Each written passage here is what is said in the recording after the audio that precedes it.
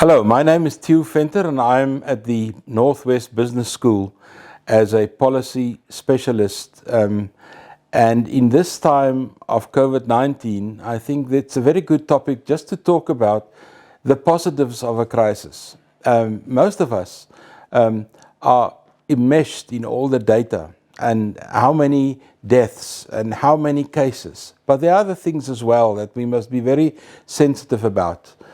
For instance, a new vocabulary is emerging. Everybody now knows about a PPE for protective clothing. Everybody knows about VC, which is not a Victoria Cross, it's video conferencing.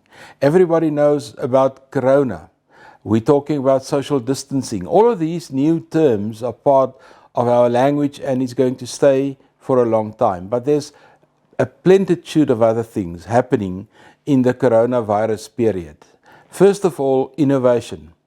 The way in which we produce medicine, the search for a vaccine, we are doing things much faster, much quicker, and we are harnessing effort in a way that we haven't done before. The second thing that is important is certain things that used to be conventional, accepted norms and standard issues in society is changing.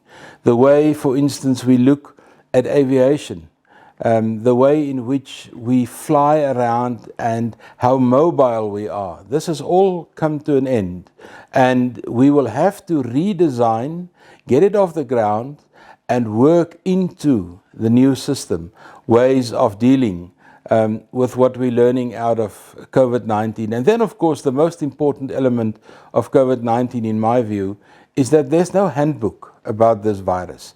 There is no government that knows exactly how to deal with it. You are learning while you are doing. And then, of course, there's this huge criticism from the social media, from the media in general, from all over the world, in terms of, are the governments doing enough or are they not doing enough? And we've got enough experiments to see whether you're doing enough, like some governments in Europe.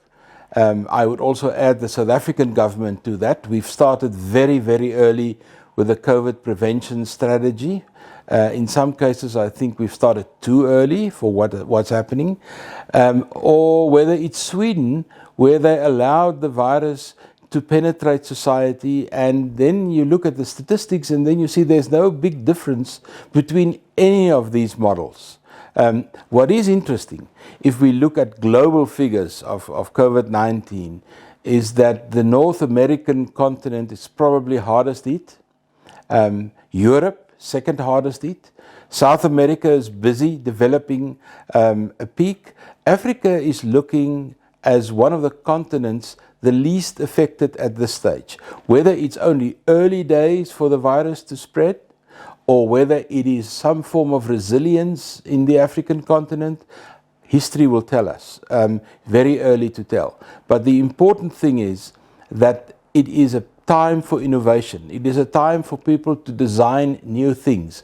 It is a time to look at working from home. It's another abbreviation, working from home, that in many cases will become the norm. It's not necessary to be in the office while you can do the same work at home.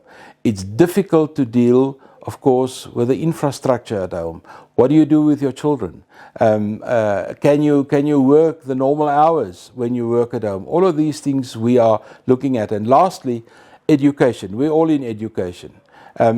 Extremely innovative solutions are developing and developed in all these spheres of education, such as distance learning, all the aspects of it, or graduation ceremonies that take place over distance. And the things that we used to do in classrooms are going to change, not only for COVID, I think, and that's the advantage of COVID. It provides us, despite all the issues, it provides us with a huge opportunity to innovate.